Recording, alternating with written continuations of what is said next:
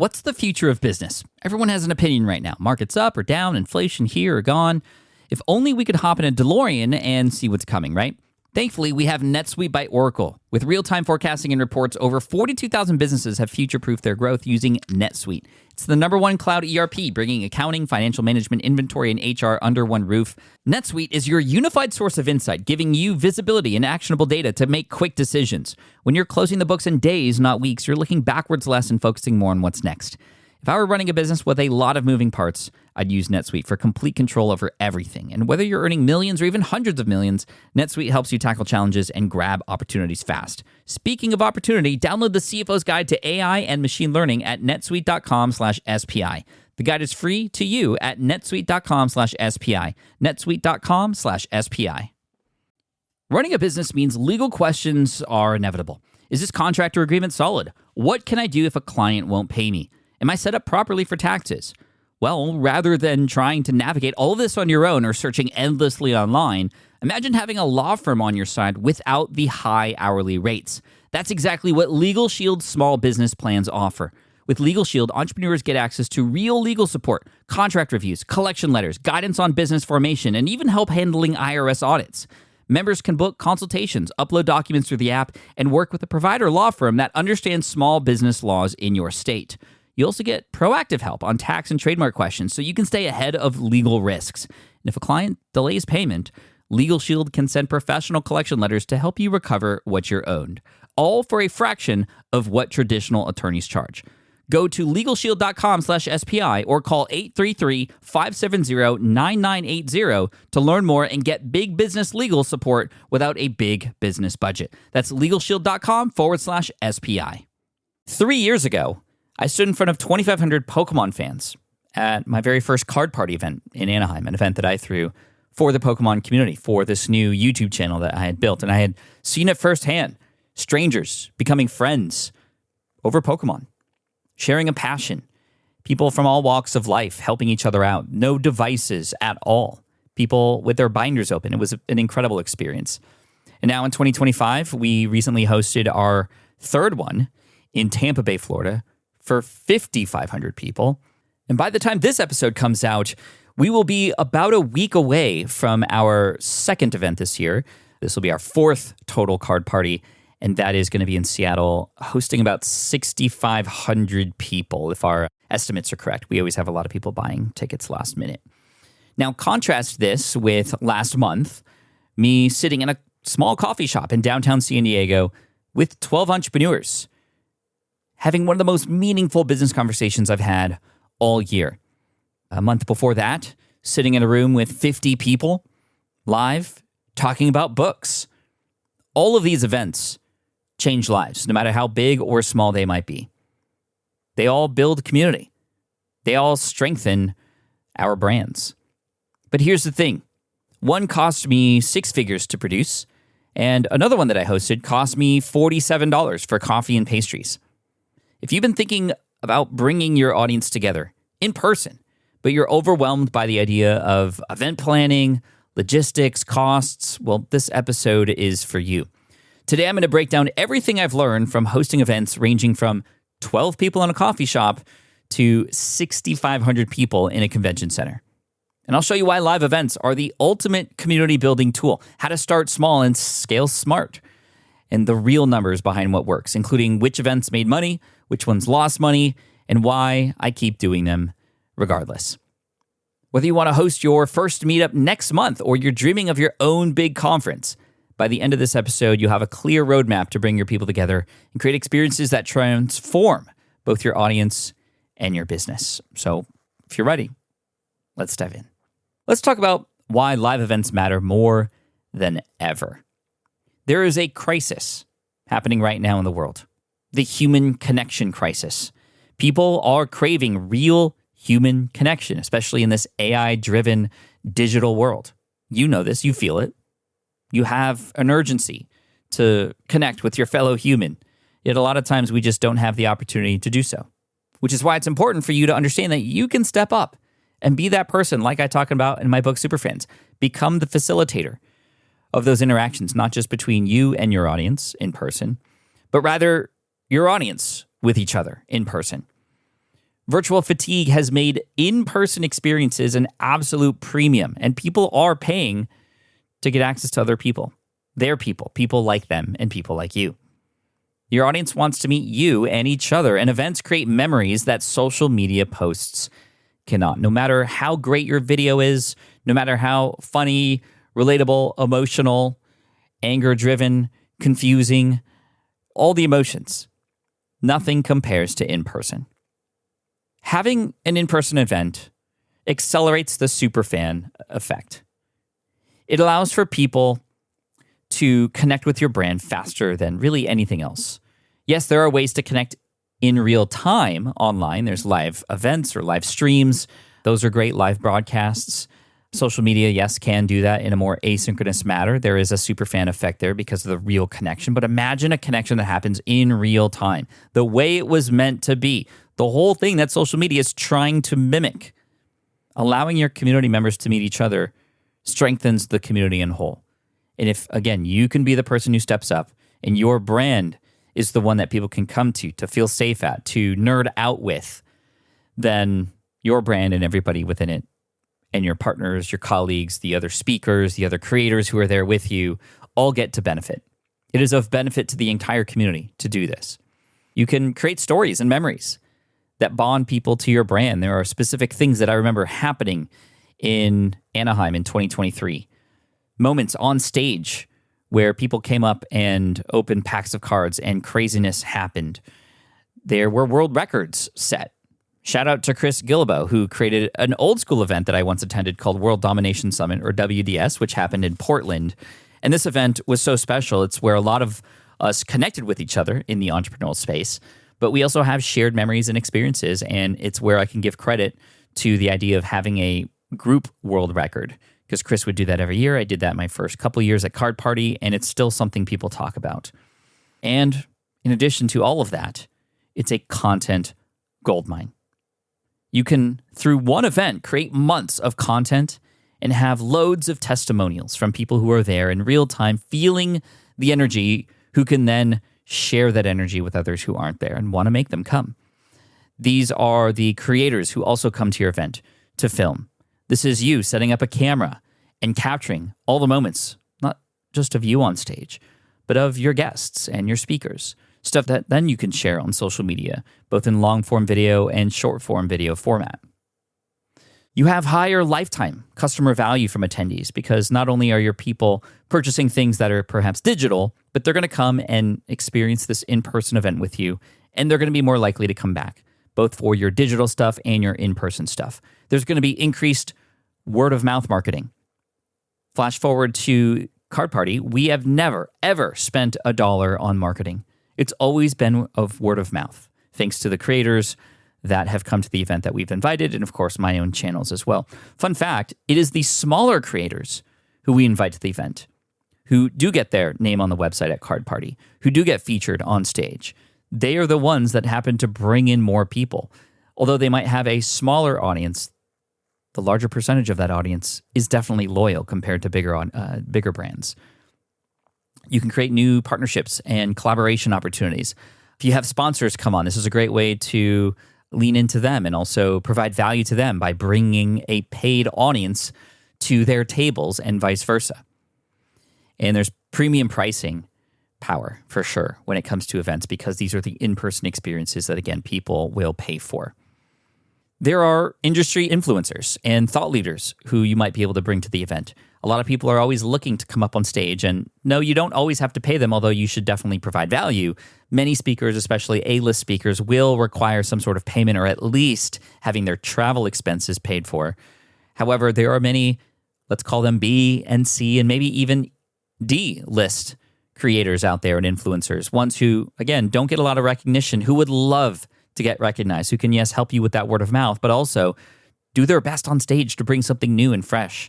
And that's an opportunity for you to see an opportunity in them and have them want to pay it forward after they have a great experience. And I know that I felt the same way when I got a chance to speak at FinCon for Philip Taylor. I've just come back from FinCon 15, the 15th year anniversary. I spoke at the very first one, and I'm still a fan of it. I still talk about it all the time and promote it. But I made friendships. There are a lot of people there, from Paula Pant to Philip Taylor, JD Roth. I even met Ramit Sethi there at that first event in 2011. So many opportunities for me as a speaker to come in and get value that I wanted to and still continue to give back.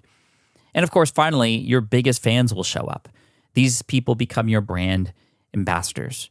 And if you provide an even better experience for them in person, I mean, they're going to continue to come back and wave your flag very, very high for other people to come in and see. So now that we've talked about the benefits of hosting an event like this, and again, it could be a small event, 12, even 5 people at a restaurant, all the way up to 5,000, 10,000. I know some people who threw events for 20, 30,000 people. I haven't gotten quite there yet, nor do I feel like I want to, because at a certain point, you start to feel disconnected. And we found that, at least for Card Party, 5,000 people was sort of the max. We're giving it a shot with a little more in Seattle so we can get more buyers and sellers and traders in there. But the stage for the evening shows are always full and super fun. So we'll see what happens in the future. But let's talk about some small events that you can hold and the style of them. So we talked about coffee shop meetups. It's sort of the primary one, the easiest one, because who doesn't love a cup of coffee or some sort of refresher while you are sitting down at any local coffee shop and you have a meeting and you just kind of shoot the breeze with each other. And you can offer to pay for their coffees, and in many cases, people won't allow you, but it's more just to gather. I would recommend paying for coffee and pastries and having that be a part of the deal so that you'll get people to show up. But that's the easiest. And these could be more mastermind-like in terms of format, a person having maybe 10, 15 minutes to speak about what they're doing, what they might need help with, the whole group kind of chiming in. You have time to do that when you have 10 or less people, or around 10 people. You could do workshop-style sessions, not necessarily at a coffee shop, but perhaps you rent out the back room of a restaurant, or you're in a small room in a hotel, not a hotel room, but a meeting room, or somebody who has an office space or a conference room where you can come in and host a workshop, right? You don't even need to necessarily pay for those things, although you could. And if you have something like a co-working space, like a WeWork or something like that, you might be able to rent a space out and bring people in for a similar sort of workshop style session. Mastermind gatherings, like we were talking about, book club meetings are always fun. That's a great way to hold people accountable and have them continue to come back with this theme of the book in mind every single month or two.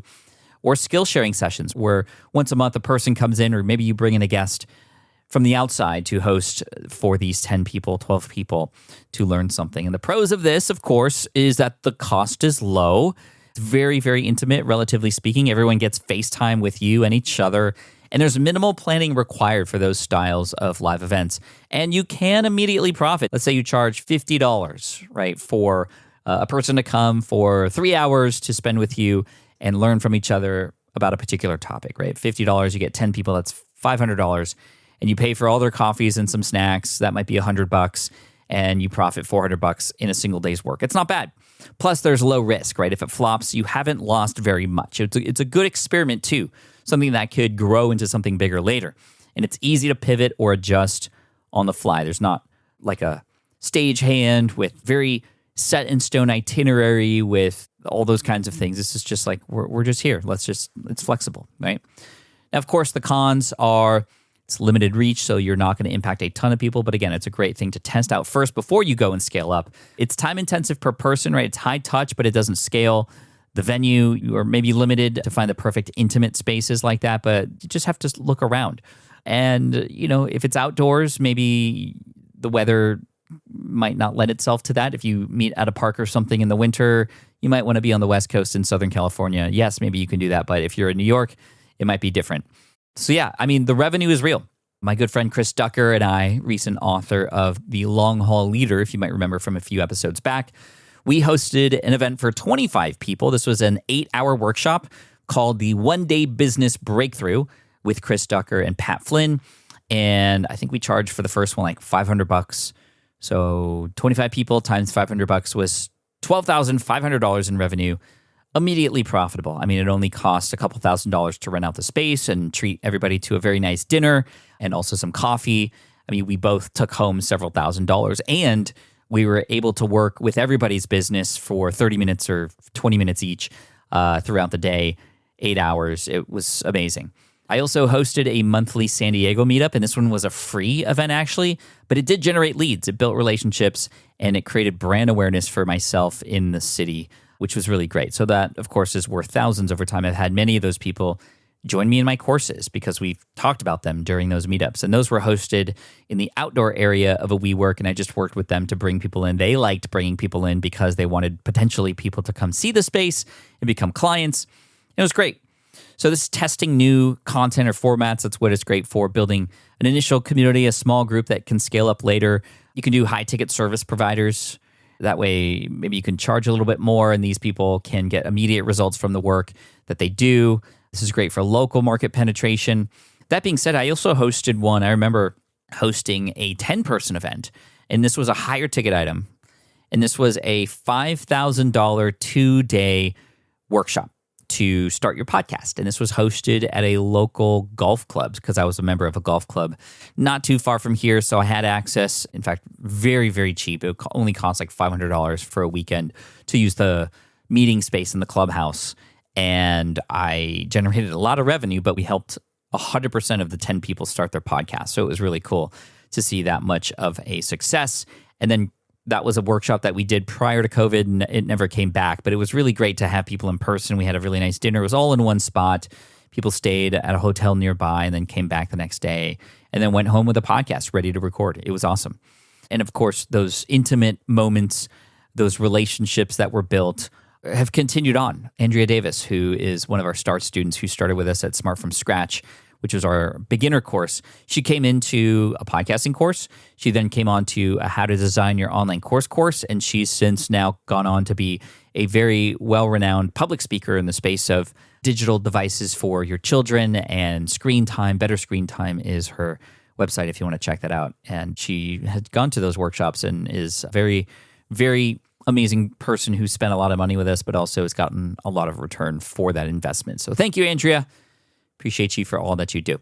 Now let's talk about medium-sized events. Let's say anywhere between 35 to 200 people, right? This is the kind of the scalable sweet spot for most creators because you can start out a little bit smaller and more controlled and then test things out and then scale it up, but kind of keep the same programming and keep the same semi-intimate opportunities for your audience.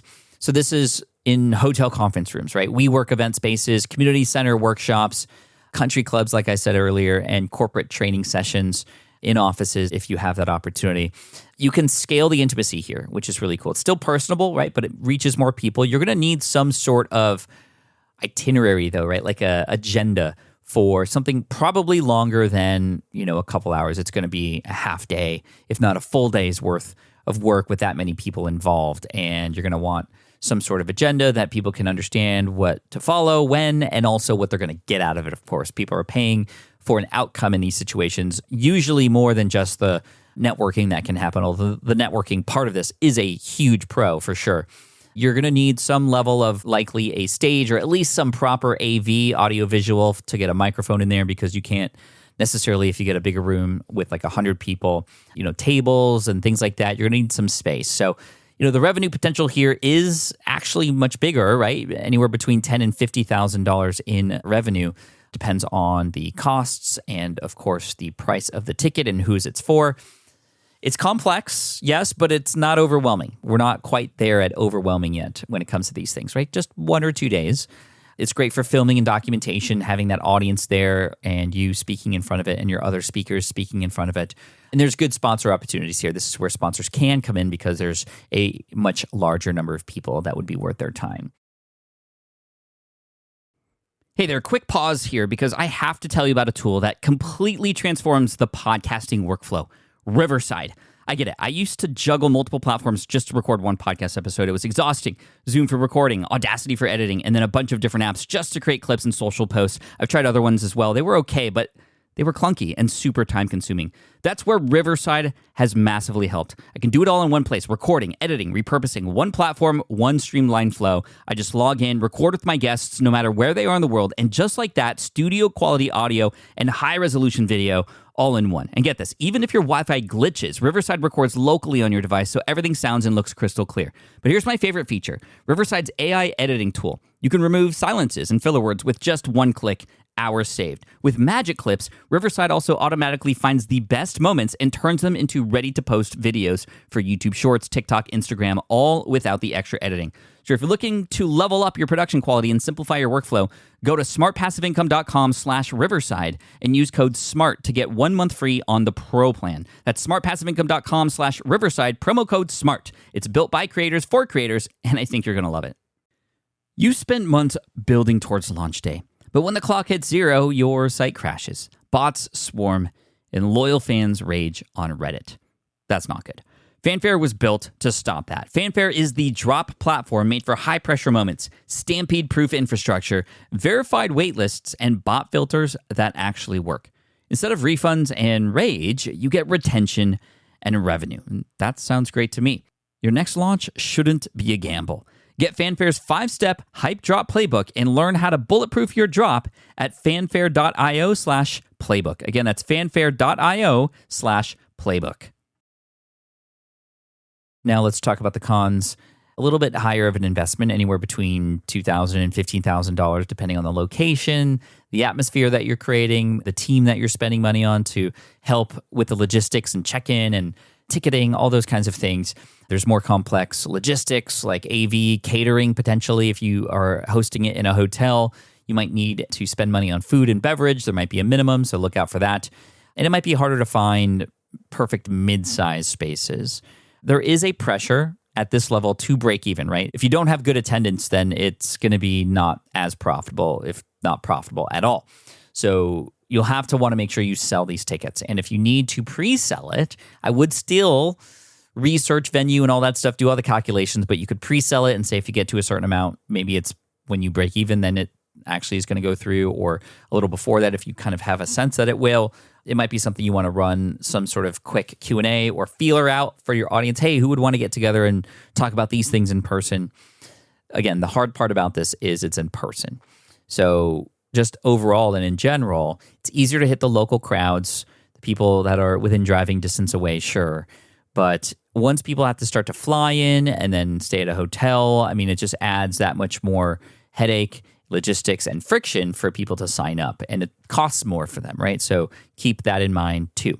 So for team, again, you're going to need some help, maybe 2 to 4 people. But pricing will depend again on what it is that you're teaching. But I've seen events like this go from $100 per ticket to $500, sometimes even $1,000, depending again on what the value that is provided. And you're going to typically need about 60 to 70% of capacity to cover costs. Profit margins are, anywhere between 20 and again 50% if well executed. And these are best for established creators with engaged audiences. So if you were starting from scratch and you don't have a following whatsoever, that's going to be a little bit more difficult to fill. Yes, you can utilize some group of speakers and partners for the event who maybe will be the ones responsible for filling in those seats, but maybe you attach some sort of affiliate program to it to encourage them, or some sort of headhunter reward for anybody who comes and puts butts in seats, that kind of thing. But it gets, again, a lot more complicated. This is a good time to remind you about the perfect question to ask whenever you're building anything, and that is, if this were easy, what would it look like? Again, if this were easy, what would it look like? Keep that in mind. Okay, so now let's talk about the larger events. Like I'm talking 500 to 1,000 people. So I hosted a 500-person event in 2019. This was at a hotel in San Diego. It was a Hyatt in the La Jolla area. It was very expensive to rent out a hotel ballroom. We had it for 2.5 days. We had to sell a certain amount of hotel blocks. It was just, we did not make money. We lost probably around $70,000. That's how much we were under. Now, that is the sort of immediate negative profit that we experienced. However, that's not the long-term play, or it wasn't the long-term play. The long-term play was to have more events happen and start to nail down the pricing and the sponsorships. Sponsors are more likely to continue to come bigger the more proven the event is. They often will try to make different kinds of deals if they are interested in coming on that first year, ones that don't require them to spend money, but rather kind of provide some other value adds for you in exchange for getting into the space. But yeah, we weren't profitable at all. But of course, we had people join our courses, and we had other things in there, affiliate revenue for some of our partners who spoke on stage. So we were able to recoup some of those costs. But the idea was to continue that event year over year. And then COVID hit in 2020. We actually delayed it 1 year. Then we delayed it another year. And then I just said, you know what, this isn't going to work. And thankfully, the hotel gave us our deposit back because it was in the contract that if it was like an act of God that prevented the event from happening, that we would have gotten our money back. And kind of it was the only way it was going to happen. So that kind of worked out. Now, once you start to get into the thousands of people, you're going to have to start looking at convention centers and things like that. However, there is a hybrid. If you've ever heard of the Gaylord, there is a company called the Gaylord that has multiple places around the United States. I don't know if they're outside of the US, but they have these hotel plus convention center combos. And we're actually looking at hosting one of our card parties there next year in Dallas in 2026 to kind of test that out. And I imagine that it's going to be really awesome because everything is all in one spot. All the restaurants, the hotels, the convention center, everything is just included there. And people don't need to leave, which is kind of cool. So we'll see what happens. Having a trade show inside of a larger event can work as well. This isn't just like the expo floor with sponsors. This is like much, much bigger, right? This is what Card Party is. There's a trade show, and there are hundreds of tables that are buying, selling, trading cards. And a lot of buyers come in, and they spend most of the day going in there and looking for cards and completing their sets and adding to their collection. And then we add in at Card Party the sort of entertainment piece on top of that, not just during that part where there is a stage on the expo floor and the trade floor where their favorite creators are there and they get to meet them, all that kind of stuff, meet and greets, etc. But we have like a night show, similar to like a keynote, except we're playing games. It's like a game show. Price is Right, Family Feud, Deal or No Deal. But instead of grocery items, we're using Pokemon cards. And it's super fun. The audience gets involved. We do a lot of things that are very camp-like. Camp is like a big inspiration for Card Party, right? You come in and you get put into essentially a team. It's sort of like Harry Potter, right? You get put into either Gryffindor or Slytherin or all the others, Hufflepuff, Ravensclaw, and you earn points for your team. And the winning team by the end of the event, the end of Card Party, gets a trophy card, and that's a sought-after card because it's designed by a community member. It's usually shiny, all this kind of stuff. Anyway, we've added a lot of fun things in there. The pros of a large, like a massively large event, is that you can transform a lot more lives, right? I mean, hopefully you're creating these events to create memories and experiences and have people kind of enjoy themselves. And you can do that with a lot more people, of course, if there is more room and you are selling more tickets. It definitely will position you as an industry sort of leader, or at least a major player in the space. When I created Card Party, it really put me on the map as like, oh, like he's serious about this community he's building. He's created an event that all the top creators are coming to, and all the vendors and sponsors that we know are going. He must be a big deal, right? So a lot of people do know me not just for Deep Pocket Monster, but for Card Party, which is kind of cool. Revenue is much, much potentially higher, but it's not going to happen right away with these larger events. In most cases, from the research that I did, and I did a lot of research because our first year in 2023 was not profitable. I mean, we lost over six figures. I'm just going to be straight with you. But most of that was a result of the hotel block not being sold because we didn't really promote it as much as we thought we needed to. A lot of people kind of drove in and drove out each day, which is what most people do at these other trade show and expo events for cards. But they didn't know about the entertainment piece and staying in the hotel room, trading at night, hanging out at the bar, all these other things for the sort of adult investor and collectors that come to Card Party. So we were much, much better with that. The second year, we almost broke even. And then third year, finally at Tampa, we turned, a profit, which was great. And so hopefully we can continue to invest into the event and making it better and better for everybody who comes. And yeah, who knows where it's going to go. But honestly, it's the most fun thing ever. Having that many people come in and enjoy each other's company and enjoy the show. It just kind of is getting easier every year, even though we've gotten 2.5 times, 3 times bigger than the first year. It's getting easier because we've done it multiple times. We have systems and standard operating procedures in place. We're familiar with what works and what doesn't. And every single time we get up and do it, we remove the things that didn't work and we just kind of lean into the things that did, which is pretty cool. Now, I will say, the larger events take like a year long to plan. They take several more team members. They are very overwhelming. I was lucky enough to partner, for Card Party at least, with an event company called Podcast Movement. You might have heard of Podcast Movement. Dan Franks, one of the owners of Podcast Movement, he asked me when COVID sort of was leaving and there were more opportunities to get up and stay, get outside and get up on stage again. And then we partnered. We created a separate company where he owns half and I own half, and this is Card Party LLC. And he takes care of the operations, the creating of the events. He's created, I don't know, over 100 events over the years. I've spoken and have keynoted many podcast movements, and he has a lot of other events that happen in all kinds of different industries. And he's come in to help me with creating the shell of the event. And I bring in the talent, I bring in the cards, I bring in the people and the sponsors and the entertainment. And it's just a perfect kind of partnership, which is pretty cool. So that's kind of my event team. For the event that happened in 2019 for entrepreneurs, some of the expense was hiring an event team. And that was nice. It was almost like a wedding planner, right? The person who knows what's going on and when and who goes where and why, that person is worth their weight in gold, but they do cost a lot of gold, if that makes sense. And if you don't have a lot of attendees, right, if you plan for this thing and you don't have a lot of people show up, it's just not going to be good. That has a big risk. There are big losses, right, because you're not having not just tickets sold. Ticket sales can help you with a lot of the cost, obviously, and maybe turn a profit, but it's the sponsorships that over the years, once people start to come on for a longer term and start to put more dollars into it, you start to get more people. That's where a lot of the additional revenue can come in, is through sponsorships. But if you don't have a lot of people and not a lot of sponsors are going to come in the next year, it's going to not be a great experience because it's going to seem like the space is bigger if you plan for more and not as many people are coming. There are some strategies, yes, to sort of close rooms and pack people in tighter and those kinds of things that I know some others have done, and that could be great because whatever the size is, you want people to feel like it's a crowd. But I've also been to events where it just seemed like there wasn't a lot of people there. Things were too spread out, or just there wasn't a lot of community interactions, right? One thing I'll let you know about, though, I remember in that 2019 entrepreneurial event in San Diego that I hosted for about 500 people, we ran a survey after the event. And the survey basically asked what were your favorite parts of the event, who were your favorite speakers, all those kinds of things.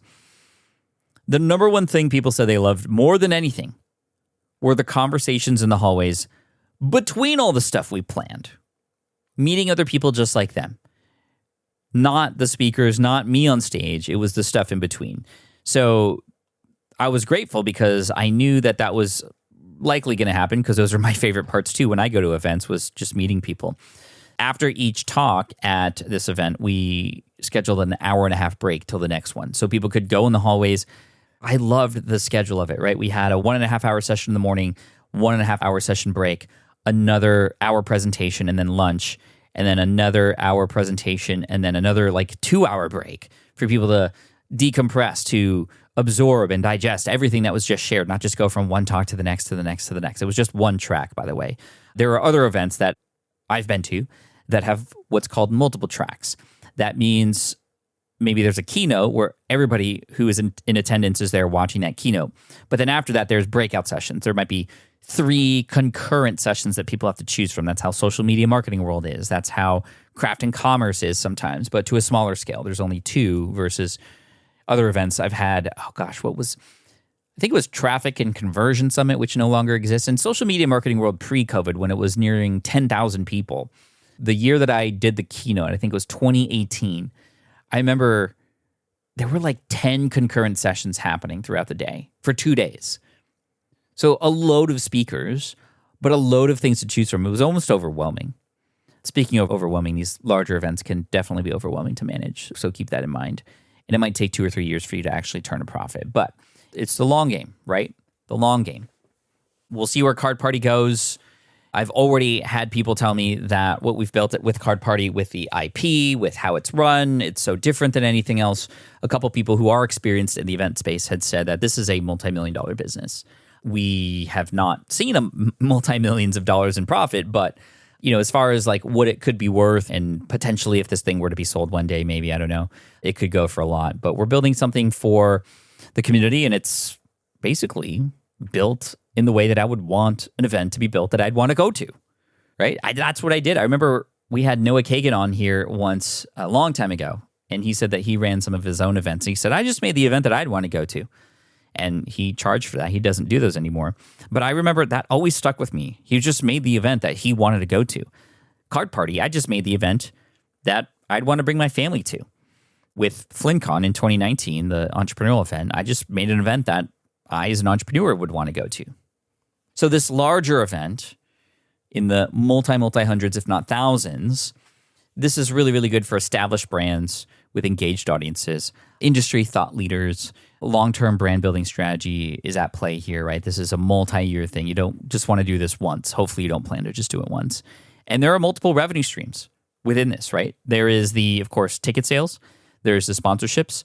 There's affiliate sales for anybody who might be on stage if you were to do it that way. You don't have to, and I wouldn't recommend having people sell their thing on stage, but it could be. You could do it that way. I was at Chalene Johnson's Marketing Impact Academy, MIA, which is where I spoke and pitched Power Up Podcasting for the first time. That was my beta launch, actually. And that changed my life, and it changed the lives of many of those students as well. She taught me how to do it right, which was really cool. So those are some of the sort of kinds of events, the pros and cons for each. And I wanted to just plant that seed for you that an event is not that far out of reach. You could have a very small event and have it become something that maybe happens a little bit more often and starts to scale up, and then you turn it into something a little bit bigger and then bigger and then bigger, right? I think it's really, really important that whatever it is, you get clear about what the outcomes will be. This was what made FlynnCon work, the networking opportunities, the ability to see certain speakers on stage and connect with one another as entrepreneurs. This is what made those coffee shop meetups work that I still continue to do every once in a while, where we have a certain number of people just kind of meet up. And this used to happen virtually during COVID, but we've been doing it in person now, and it's been great. And we just talk shop and very informal. I don't charge for that, and actually won't be doing one for the rest of the year because of how busy I am, but hope to start that up again in 2026. And so before we finish up here, I want to give you some thoughts around your first event. The start small, think big approach, right?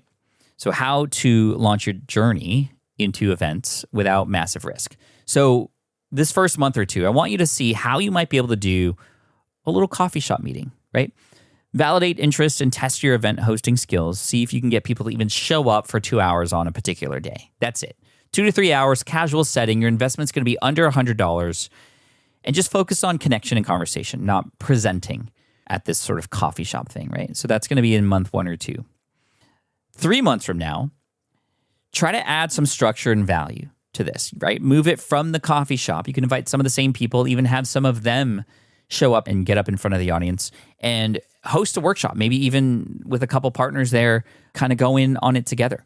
So the investment for something like that might be $500 to $1,500. And this is where you start focusing on teaching a skill, right? Skill building with some networking, right? You have moments where people can kind of workshop with each other, similar to like a breakout room in a Zoom room, but in person. That's the whole point of a Zoom room, is to do just like what you might do in real life, not the other way around. And then kind of month 6, maybe a year from now, think about your signature event, something repeatable, something that you could scale up if you wanted to, something for 50 to 100 people, right? One full day. Maybe it's multi-sessions, maybe it's multi-days, but I think one full day, 50 to 100 people with an investment of about $3,000 to maybe $10,000, depending on the location, depending on how much you charge and the value. Include some sort of dinner or food experience. Remember, for this kind of event, schedule out the day. Have multiple experiences during the day and really get into the calculations of the revenue and kind of the outline of how that's going to work for you. Because the last thing you want to do is just plan an event and then realize that it was not going to be something that could ever be profitable in the first place based on the math. So think about that. I challenge you, in fact, to think about your very first event, if it's a smaller one or a big one, whatever it might be. Think about that and try to actually lay it out and start to ask people within 30 days from now. Outline your agenda, whatever this is, how you're going to reach out. And I think there might be an easy way to do this, right? If this were easy, what would it look like? Don't overcomplicate it. I remember when I started running the one-day business breakthrough events with Chris Ducker, we immediately started to overcomplicate this thing. And then we just said, okay, well, what if this were easy? Well, let's just rent out a co-working space and let's just ask people on our list to sign up, and we'll work for 8 hours and we'll have a dinner after. We'll have coffee there and pastries in the morning when they get there. We'll have lunch like Chipotle delivered. Yes, we had Chipotle, and people got to put in their order ahead of time. This was when Chipotle was good, though. I don't know if Chipotle is something I'd want in the afternoon in an enclosed room for everybody, if you follow my drift. Anyway, I hope this is inspiring for you. There are opportunities for you to bring your people together in person. And again, even if you do it small, it could be huge for your business. You can learn a lot from the people who are there. Don't be afraid to create opportunities for people to meet in person, because a lot of times you might worry that, especially with these smaller ones, it's like, oh, they're there for me, and they're not. They're not there for you. They're there for each other and you. Community. I remember in 2013, I hosted a small kind of gathering at FinCon in 2013 in St. Louis.